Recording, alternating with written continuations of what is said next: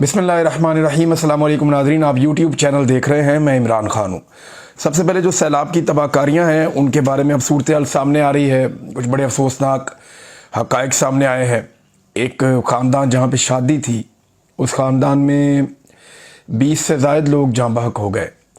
और अभी भी खैबर पख्तूनख्वा की हुकूमत ने लेटेस्ट एक स्टेटमेंट दिया है कि वो तमाम लोगों का नुकसान पूरा करेंगे, चाहे वो लाइफ स्टॉक का नुकसान हुआ, चाहे जो जानी नुकसान तो पूरा नहीं हो सकता, लेकिन जो माली नुकसान है, जो ज़मीनों का नुकसान है, जो फसलों का नुकसान है और जो लोगों के घरों का नुकसान है, ये सारे नुकसान पूरे किए जाएंगे। और अब तक की इतला के मुताबिक जो जाँ बहक होने वाले अफराद हैं उनकी तादाद 400 के लगभग मुख्तलिफ अंदाज़ों और तखमीनों में बताई जा रही है। कुछ लोग कह रहे हैं 300 के करीब है, लेकिन डिफरेंट जगह से डिफरेंट रिपोर्ट्स आ रही हैं, इसकी तस्दीक हो जाएगी। एक और नाज़रीन इंतहाई अफसोसनाक जो मनाजिर हमने देखे वो ये देखा कि जब पहाड़ों के ऊपर ये क्लाउड ब्रस्ट हुआ, जब बहुत तेज़ी से फ्लड का पानी आया, तो साथ वो लकड़ी बह कर आई जो पहाड़ों पर छुपा कर रखी हुई थी टिम्बर माफिया ने। बहुत सारे इलाकों में टिम्बर माफिया अपना काम करता रहता है, जंगल में लकड़ी काटता रहता है और ये माफिया की तरह काम करते हैं, ये महकमों के साथ मिलकर काम करते हैं। और जिस तरह से वो लकड़ी आई है कट कर, यानी कट के रखी हुई थी, वो लकड़ी साथ बहकर आई पानी के, तो ऐसा लगता था पूरा का पूरा जंगल काट कर रखा हुआ था जो नीचे आ गया। कई जगह पे ऐसे मनाजिर देखे गए हैं। ये अफसोसनाक मनाजिर हैं। अगर आप में से किसी ने एक इंडियन फिल्म आई थी लेटेस्ट, थोड़ा सा पहले उसके मनाजिर देखे हों, तो वो डैम के अंदर बहुत सारी लकड़ी छोड़ देते हैं। तो इस तरह का मंजर भी हमने एक जगह पे वहाँ दरिया में देखा जहाँ पानी इकट्ठा था। और कई जगह पे लकड़ी बह कर आई है और बहुत बड़े पैमाने पर बह कर आई है। ये लकड़ी किसकी थी? यानी अगर दरख्त होना तो वो लकड़ी कट के नहीं होती। अगर दरख्त है तो पूरे के पूरे दरख्त आते हैं, उनके साथ पत्ते भी होते हैं, उनके साथ जो है शाखें भी होती हैं। लेकिन ये जो लकड़ी है ये ऐसे जैसे काट काट के रखी गई है, आरे के साथ काट के रखी गई है।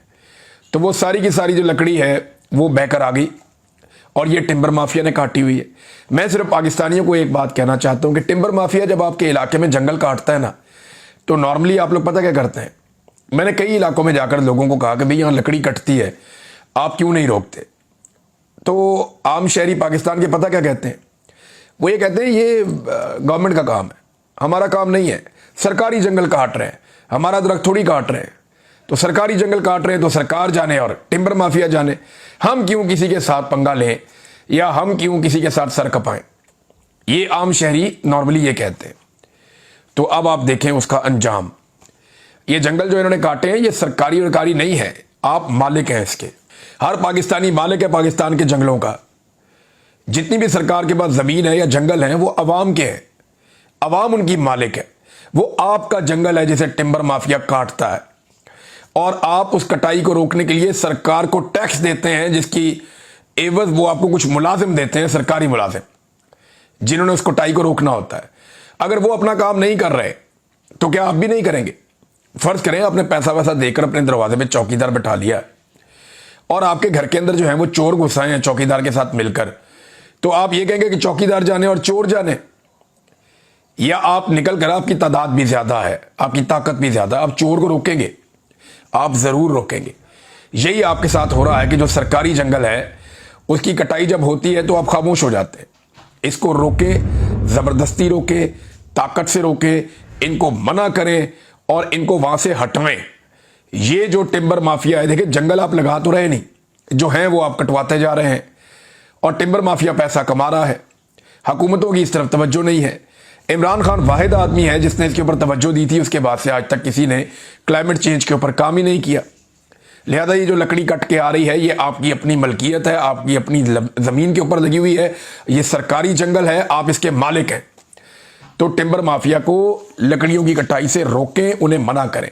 ये ऊपर लकड़ी जमा करते रहते हैं और उसके बाद मुख्तलिफ तरीक़ों से अंधेरे में, मुख्तलिफ दिनों के हिसाब से, मुख्तलिफ तरीक़ों से लकड़ी निकाल निकाल के मार्केट में पहुंचाते हैं। तो ये अफसोसनाक सिलसिला बंद होना चाहिए। नाज़रीन, सुहेल वड़ाइच साहब ने एक कॉलम भी लिख दिया और इमरान खान साहब से कहा जी आप माफ़ी मांग लें। जो उन्होंने कहा था ये देखें आप। यानी मुझे हैरत होती है कि ये जर्नलिस्ट हैं, ये कैसी बातें कर रहे हैं। यानी इमरान खान को कह रहे हैं कि आप माफ़ी मांगें और आपको माफ़ी मांगनी चाहिए, उनको ये मशवरे भी दे रहे हैं कि कौम जो है ना वो एक और जुल्फ़िकार अली भुट्टो की मुतहम्मिल नहीं हो सकती। सुहेल वड़ैच कहते हैं कि कैदी जी, जान है तो जहान है। पाकिस्तान भुट्टो जैसा सानिया दोबारा नहीं देखना चाहता। अब ये एक धमकी है, ये एक धमकी है जो आसिम मुनीर से मुलाकात के बाद सुहेल वड़ैच के जरिए से लगाई गई है। इससे पहले भी कुछ टाउट्स इस्तेमाल किए जाते रहे मिलिट्री एस्टेब्लिशमेंट की जानिब से, जो धमकियां लगाने का काम करते थे। अब उन्होंने एक बेहतर टाउट हायर किया है जिसके जरिए वो धमकी लगवा रहे हैं। इमरान खान खुद कह चुके हैं और बार बार कह चुके हैं वो जेल में मरने को तरजीह देंगे किसी भी डील पर। मैं आसिम मुनीर के सामने नहीं झुकूंगा, मैं इस शख्स के सामने सर नहीं झुकाऊंगा, ये इमरान खान साहब बार बार कह चुके हैं। अब सुहेल वड़ैच साहब उन्हें धमकी लगा रहे हैं कि भुट्टो वाला हाल कर देंगे, यानी आपको कत्ल कर देंगे। अगर आपने जान बचानी है तो जान है तो जहान है। और उन्होंने कहा कि हम सानिया दोबारा नहीं देखना चाहते, ना ही आपके करोड़ों हामियों को मायूसी बेबसी में धकेलना चाहते हैं। माफ़ी तलाफी से काम मुमकिन है तो ये फ़ौरन करके जेल से बाहर निकलना ही अमलियत पसंदी है। डियर कैदी जी, आप बार बार कहा करते थे यू टर्न अच्छे होते हैं, एक यू टर्न मुल्की इस्तेहकाम के लिए भी ले लें, अगले इलेक्शन तक चुप का रोज़ा रख लें। लेकिन इमरान खान ने यू टर्न लिया IMF के पास जाने के मामले में, एक दो और मामलात में भी लिए। लेकिन वो जो यू टर्न इमरान खान साहब ने लिए वो उन्होंने कौम के लिए लिए थे उस वक्त और अपने मौक़िफ़ से पीछे हटे थे। लेकिन इमरान खान एक बात और भी कहता था जो सुहेल वड़ैच साहब भूल गए।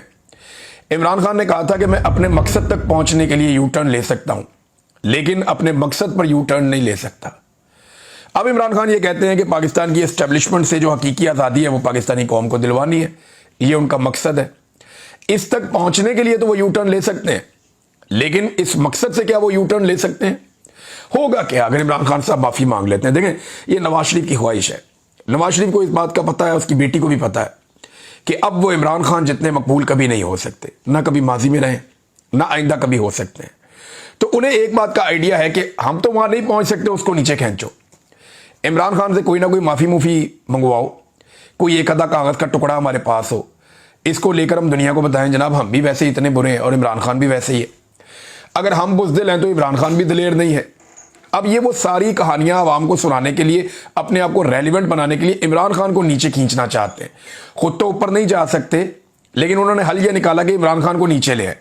अगर इमरान खान ने माफ़ी मांग ली तो ये सच्चे दिल से माफ़ी क्या होती है, यानी इसका पैमाना क्या है? Army chief field marshal Asim Munir को कैसे पता चलेगा कि ये जो माफ़ी मांगी है ये सच्चे दिल से है या नहीं है? उसका क्राइटेरिया क्या होगा? क्या बावजू होकर कोई ख़ास तरीक़ाकार करके, कोई सच्चे दिल से खुशू खुजू के साथ, वो कैसे पता चलेगा कि ये जो माफ़ी मांगी गई है ये सच्चे दिल से माफ़ी मांगी गई है या झूठे दिल से माफ़ी मांगी गई है? एक तो ये मुझे बहुत अजीब लगता है जो ये बात की जाती है। दूसरा, अगर इमरान खान साहब इस मामले में एस्टेब्लिशमेंट से हार जाते हैं, फ़र्ज़ करें, तो क्या होगा? होगा ये कि अगले कुछ अरसे तक के लिए, या हो सकता है कि लंबे अरसे तक के लिए, अवाम के अंदर से ये ख्वाहिश या उम्मीद दम तोड़ जाए कि जनाब एस्टेब्लिशमेंट को शिकस्त दी जा सकती है, या एस्टेब्लिशमेंट से जान छुड़ाई जा सकती है, या एस्टेब्लिशमेंट के जुल्म से बचा जा सकता है। हो सकता है लोगों में ये उम्मीद दम तोड़ जाए और इस वक्त एस्टेब्लिशमेंट को यही चाहिए कि पाकिस्तान की आवाम ये सोचना भी बंद कर दे कि किसी दिन वो पाकिस्तान की एस्टेब्लिशमेंट को अपने ताबे कर लेंगे। अब इसमें सुहेल वड़ैच साहब ने जो कॉलम लिखा वो तो आपके सामने, मैंने आपको बता दिया कि वो मशवरे दे रहे हैं, साथ धमकियां भी पहुंचा रहे हैं। लेकिन ये सुहेल वड़ैच साहब का पुराना तरीक़ाकार है। ये एस्टेब्लिशमेंट के आज की दासी नहीं है, ये एस्टेब्लिशमेंट की आज से गुलामी नहीं कर रहे। ये बहुत पुराने एस्टेब्लिशमेंट के मुती हैं, ये बहुत पुराने एस्टेब्लिशमेंट के चाहने वाले हैं। यानी हमें तो ये कहते हैं ना लोग कि जनरल बाजवा से या फैज़ से हमारे अच्छे ताल्लुकात थे, मैं लानत भेजता हूँ, मैं सारी ज़िंदगी कभी फैज़ हमीद को मिला भी नहीं। और जनरल बाजवा से जो मुलाकात हुई उसके अंदर भी इख्तलाफ हो गया। यानी मैंने जनरल बाजवा को उसके मुंह पर कहा था कि जनरल साहब 70 साल आपने चूरन बेचा कौम को कि कश्मीर को आज़ाद करवा लेंगे। अब आप हमें कह रहे हैं कि जाकर हम कौम को ये बताएं कि जनाब भूल जाएं कश्मीर को और इंडिया के साथ ताल्लुकात नॉर्मलाइज करें। ये नहीं होना। फिर मैंने उन्हें कहा, मैंने कहा ये जो आपने बनाई तरीके लबैक के बारे में मैंने कहा ये लाहौर से लेके पिंडी तक ये जो आपने खेल खेल दिया है ना, ये आपको किसी दिन पता चल जाएगा जो ये आपके साथ करेंगे। और आप हमें चाहते हैं कि हम जाके इनसे लड़ें, तो आप क्या करेंगे? आपको ये फैसला खुद करना पड़ेगा कि आपने कौम के साथ ये क्या किया। ये चीज़ें मैंने उनके सामने रखी थी। तो मेरी तो जनरल बाजवा से जो मुलाकात हुई, एक दो मुलाकातें, वो भी इसी तरह की थी, कोई अच्छी मुलाकातें नहीं थी, बदमज़ा वाली थी। जनरल फैज़ से मैं सारी ज़िंदगी मिला ही नहीं। अब आप अंदाज़ा करें कि सुहेल वड़ैच साहब जो खुद को एक न्यूट्रल सहाफ़ी कहते हैं, ये जरा जनरल बाजवा और जनरल फैज़ के बारे में क्या कहते थे, ज़रा ये भी आप सुन लें। जब जनरल बाजवा को एक्सटेंशन दी गई तो सुहेल बड़ाई साहब ने लिखा कि बिलाखिर पाकिस्तान की पायदार तरक्की का रास्ता हमवार हो चुका है, क्योंकि तारीख के तालिब इल्म और तरक्की के ख्वाहां जनरल कमर जावेद बाजवा को मजीद 3 साल के लिए आर्मी चीफ बना दिया गया है। इस फैसले पर वजीर आज़म इमरान खान अमरीका, यूरोप और दुनिया भर के ममालिक से मुबारकबाद के मुस्तहिक हैं, क्योंकि अब पाकिस्तान अमन और तरक्की की राह पर ही चलेगा। अंदाजा करें, यही सुहेल बड़ाइच हैं जो जनरल बाजवा की शान में भी कसीदे पढ़ा करते थे और उनके बारे में और क्या कुछ कहा करते थे। यानी इन्होंने, जरा ये जुमले आप सुने, आपकी जो है ना, आपका ईमान ताज़ा हो जाएगा। उन्होंने कहा कि तारीख का शऊर रखने वाले जनरल कमर जावेद बाजवा ना अफगानिस्तान में खाना जंगी चाहते हैं और ना ही भारत के साथ जंग। सो दुनिया भर के अमन पसंदों के लिए जनरल बाजवा की तकर्री एक खुशखबरी है। जब जनरल बाजवा की एक्सटेंशन की अफवाहें गर्म थी तब आईएसआई के सरबराह जनरल फैज हमीद ने ओहदा नहीं संभाला था, मगर जहां 4 सीनियर तरीन जर्नलों के मुस्तकबिल पर सवालिया निशान लगा है, वहीं जनरल फैज हमीद जैसा आयरन मैन जनरल बाजवा की मावनत जारी रखेगा और जनरल कमर जावेद बाजवा की 3 साला मुद्दत मुलाजमत में तौसीह के बाद अगर वो अगले आर्मी चीफ के लिए सबसे ताकतवर उम्मीदवारों की दौड़ में शामिल हो चुके हैं। यानी वो ये कह रहे हैं कि अब फैज हमीद जो है वो अगले आर्मी चीफ आ रहे हैं। उसके अलावा और भी तारीफें की तरह ये भी सुने आप। आगे वो कहते हैं कि जनरल फैज हमीद 4 सीनियर तरीन जर्नलों में शामिल होंगे और अगर उन्हें भी इसी तरह 6 साल यानी 2028 तक बतौर अगले army chief of the staff अपनी पॉलिसी तसलसल से जारी रखने का मौका मिलता है तो पाकिस्तान भी मलेशिया, हांगकांग और चीन के मॉडल की तरफ फायदा उठाकर और तरक्की करके 12 साल गुजारकर नई मंजिलों की तरफ गामजन हो चुका होगा। यानी ये कह रहे थे कि पाकिस्तान चाइना बन जाएगा, मलेशिया बन जाएगा, हांगकांग बन जाएगा अगर जनरल बाजवा ने ये 3 साल निकाल दिए। उसके बाद जनरल फैज हमीद को आर्मी चीफ बनाया गया और उसने भी 6 साल निकाल दिए तो पाकिस्तान हांगकांग बन जाएगा। कमाल कर देगा पाकिस्तान तरक्की का। पाकिस्तान जो है वो एक बेहतरीन मॉडल पाकिस्तान तरक्की का अपना लेगा। ये जो कल कहानी सुना रहे थे जनरल आसिम मुनीर साहब की कि इनके पास 10 साला मनसूबा है, 5 साला मनसूबा है। अब ये कह रहे थे कि जनरल अयूब ने पायदार तरक्की, मुआशी तसलसल और सियासी इस्तेहकाम का 10 साला मॉडल बनाया और फिर इसे चलाया, डैम बनाए और पाकिस्तान को मलेशिया और जनूबी कोरिया की सतह पर ले जाने ही वाले थे कि अदम इस्तेहकाम हो गया, सियासी अदम इस्तेहकाम हो गया। ये शख्स बहुत पुराना जर्नैलों का मुती है, बहुत पुराना जर्नैलों के साथ खुशामद करने वाला है। मैं सुहेल बड़ाइच साहब के बारे में ये कहना नहीं चाहता था, लेकिन जो भी डिक्टेटर आता है परवेज मुशर्रफ से लेकर अब तक, सुहेल बड़ाइच साहब ने दबा के इनकी तारीफें की और इनकी गेम उठाई और इनके कसीदे पढ़े और फिर वक्त आने पे ये इनकलाबी भी बन जाते हैं। कॉलम में 2 लाइनें शामिल करके ये इनकलाब के अंदर अपना नाम भी लिखवा लेते हैं। इस आदमी ने सबसे ज्यादा पूरी दुनिया का ट्रेवल किया है अपने सहाफी होने का फायदा उठाकर। बहुत ट्रेवल किया है दुनिया का, मौजा ही मौजा। कभी एक छोटी सी कुर्बानी भी इन्होंने नहीं दी, कभी भी। जमहूरियत की खातिर हो जाए, सहाफत की खातिर हो जाए, इंसानियत की खातिर हो जाए, तो इन्होंने अपनी मौज मस्ती में जिंदगी गुजारी है और इन्हें यह लगता है कि मौज मस्ती ही जिंदगी है। यानी इमरान खान जो कुर्बानी दे रहा है उन्हें लगता है कि तो बेवकूफ़ी है। हर वो आदमी जो सुहेल बड़ाइच जैसी जिंदगी गुजारेगा, हर उस आदमी को इमरान खान जैसी जिंदगी गुजारने वाला आदमी बेवकूफ़ और पागल ही लगेगा।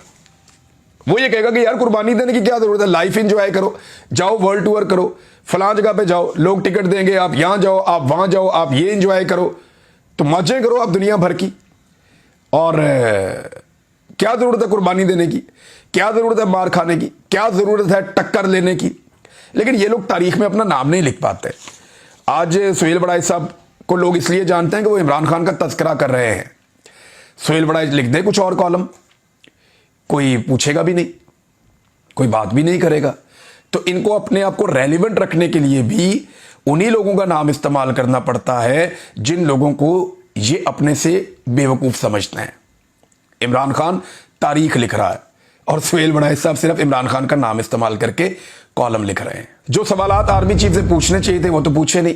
पूछना चाहिए था कि आपने 2024 के इंतखाबात में धांधली क्यों करवाई, पूछना चाहिए था कि आपने जाली फॉर्म 47 जारी क्यों करवाए। पूछना चाहिए था कि आपने पाकिस्तान तहरीक इंसाफ का इंतखाबी निशान क्यों छीना। पूछना चाहिए था कि तहरीक इंसाफ के लोगों को, शायरों को, सहाफ़ियों को, बाकी लोगों को जबरी तौर पे लापता क्यों किया। पूछना चाहिए था कि MNAs को अगवा क्यों किया गया। पूछना चाहिए था कि पार्लियामेंट के ऊपर अटैक क्यों किया गया। यानी वो जो सारी चीज़ें पूछी जानी चाहिए थी आर्मी चीफ से कि जनाब इनका जवाब दें जो आपके ऊपर इल्ज़ामात हैं, बजाय वो पूछने के उनके बिहाफ पे आकर धमकियां लगा रहे हैं और बता रहे हैं। अब उल्टा काम हो गया। हुआ ये है कि सुहेल बड़ाई से जो कॉलम लिखवाया गया उसने इमरान खान साहब को एक क्लीन चिट दी है। यानी वो कॉलम ये बता रहा है कि इमरान खान ने कोई जुर्म नहीं किया। वो कॉलम ये बता रहा है कि इमरान खान के ऊपर कोई केस सही नहीं है, सारे केसेस इमरान खान के ऊपर जाली है, 2 नंबर केसेस बने हुए हैं। और ये सिर्फ पाकिस्तान की मिलिट्री एस्टेब्लिशमेंट की ख्वाहिश को पूरा करते हुए या उनके गुस्से को मद्देनजर रखते हुए इमरान खान साहब को जबरदस्ती जेल में रखा गया है। और सिर्फ एक माफी या एक सरेंडर इमरान खान साहब को इन सारी तकालीफ से बाहर निकाल सकता है। तो सुहेल बड़ाई साहब का शुक्रिया कि नादानी में उन्होंने कुछ भी किया, कम से कम वो ये गवाही तो लेकर आए आर्मी चीफ से कि इमरान खान किसी कानून की वजह से जेल में नहीं है, इमरान खान किसी इंसाफ की वजह से जेल में नहीं है, इमरान खान सिर्फ और सिर्फ अपने मौक़िफ़ पर डट जाने की वजह से जेल में है। नादरीन, असद उमर साहब ने एक बड़ा इंटरेस्टिंग स्टेटमेंट दिया है। इस मौके पर वो स्टेटमेंट सुनाना बड़ा ज़रूरी है। उन्होंने कहा कि आज के दिन 37 साल पहले जनरल ज़ियाउल हक वफात हुए। इनसे 2.5 महीने पहले उन्होंने, यानी उनकी फौत होने से जनरल ज़ियाउल हक, आपको पता है कि आम की पेटियों में बम और फिर जनरल साहब का तैयारा तबाह हो गया, जनरल साहब शहीद हो गए। अब जनरल ज़ियाउल हक के बारे में वो कहते हैं जी आज के दिन उनकी वफात हुई थी, लेकिन इस दिन से 2.5 महीने पहले उन्होंने पार्लियामेंट तहलील की, जुनेजो को बरतरफ किया। तज्जिया निगारों का कहना था कि जनरल साहब मुकम्मल कंट्रोल रखते हैं और सालों निज़ाम ऐसे ही चलता रहेगा, लेकिन अल्लाह को कुछ और मंजूर था और होता वही है जो अल्लाह चाहता है। ये असद उमर साहब ने कहा। तो वो कहते ना, साबान 100 बरस का और पल की खबर नहीं। तो प्लान तो बड़े लंबे जनरल ज़ियाउल हक के पास भी थे, जनरल मुशर्रफ के पास भी थे, जनरल याया के पास भी थे, लेकिन उनके प्लान कहाँ पे गए, उनके मनसूबे किधर गए, धड़े के धड़े रह गए। जब वक्त आता है ना, जब अल्लाह ताला की लाठी है वो बड़ी बेआवाज है, तो फिर आदमी कुछ भी सोचता रहे, होता वही है जो मेरा रब चाहता है। नाज़रीन, जरा ये एक और स्कैंडल देखें कि पाकिस्तान ने जो चीनी बाहर से इंपोर्ट करने का फैसला किया है, ये 2 लाख मैट्रिक टन शुगर है। इसको इंपोर्ट करने के लिए जिन कंपनियों ने सबसे कम कीमत ऑफर की थी उन्हें ये टेंडर नहीं दिया गया हुकूमत पाकिस्तान की जानिब से, बल्कि टेंडर उन्हें दिया गया जिन्होंने महंगी चीनी मंगाने के लिए कहा था। और बहाना क्या बनाया गया, मिसाल के तौर पे एक कंपनी है जो लंदन की है, उसने $539 फी मैट्रिक टन का ऑफर दिया था कि हम इस तरह आपको चीनी मंगवा कर दे देते हैं, लेकिन इनकी जो है ना टेक्निकल वजह बना के इनको डॉक्यूमेंटेशन की बुनियाद पे फारिग कर दिया गया। फिर एक जर्मनी की कंपनी थी जिसने $555 फी मैट्रिक टन कहा था, उसको भी जनाब फारिग कर दिया गया। और फिर जो बिड मंजूर की गई उन कंपनियों को यह ठेका दिया गया जिन्होंने $580.75 फी मैट्रिक टन और दूसरी ने $586 फी मैट्रिक टन के हिसाब से, यानी एक स्विस कंपनी है और एक दुबई की कंपनी है, इनको ठेका दे दिया गया। यानी जो पाकिस्तान को सस्ती चीनी मंगा कर दे रहा है उसको ठेका नहीं दिया जा रहा, उसको रद्द किया जा रहा है, और जो पाकिस्तान को महंगी चीनी मंगा कर दे रहा है उसको ठेका दिया जा रहा है, उसको रद्द नहीं किया जा रहा। हर चीज में ये कौम को चूना लगाते हैं, हर चीज में ये कौम को बेवकूफ बनाते हैं, हर चीज में ये कौम को लूटते हैं, कौम का खून निचोड़ते हैं, और यहां पे भी वो यही कर रहे हैं। तो इससे होगा क्या, चीनी मजीद महंगी होगी और आप बैठकर तमाशा देखेंगे। नाज़रीन, जाते जाते एक खबर मैं आपको बताता हूं, बल्कि 2 खबरें हैं। एक ये है कि पाकिस्तान में जो economic policy and business development think tank है, उन्होंने पाकिस्तान के टॉप 40 जो टॉप 40 बिजनेस ग्रुप हैं उनकी तफसीलात जारी की हैं। उनमें पाकिस्तान को नंबर 1 बिजनेस ग्रुप है, सिर्फ मैं आपको उतना बताना चाहूंगा, वो है फौजी फाउंडेशन। कोई मुकाबला नहीं दूर दूर तक। फौजी फाउंडेशन पाकिस्तान का नंबर 1 सबसे अमीर बिजनेस ग्रुप है, लगभग $6 अरब की वर्थ के साथ। अंदाजा करें आप, पाकिस्तान 1-1 अरब डॉलर के लिए तरस रहा है, लेकिन फौजी फाउंडेशन सबसे अमीर, सबसे तगड़ा, कोई मुकाबला नहीं दूर दूर तक, और उसकी वजह आप अच्छी तरह जानते हैं। दूसरी खबर यह बताता हूं कि पंजाब में नाज़रीन 21,000 स्कूल, ये वो स्कूल हैं जो सरकारी स्कूल थे, इन्हें आउटसोर्स कर दिया गया है, यानी अब ये सरकार की तहवील में नहीं रहेंगे। 21,000 स्कूल पंजाब में फारिग कर दिए गए। 21,000, ये छोटा फिगर नहीं है। और इसमें 43,624 उस्तादा की असामियां खत्म कर दी गई, यानी लगभग 45,000 जो पढ़ाने वाले टीचर्स हैं वो भी फारिग कर दिया इन्होंने। ये पंजाब के अंदर तरक्की हो रही है और पंजाब की वज़ीर आला जापान के अंदर चुपती फिर रही है कि किसी तरह किसी को पता ना चले कि मैंने किस हॉल के अंदर जाकर तकरीर करनी है, ताकि वहां पे अवाम ना पहुंच जाए या ओवरसीज पाकिस्तानी ना पहुंच जाए। अगले वीडियो में तफसीलात बताता हूं। अब तक के लिए इतनी, अपना ख्याल रखिएगा, अपने चैनल का भी। अल्लाह हाफ़िज़।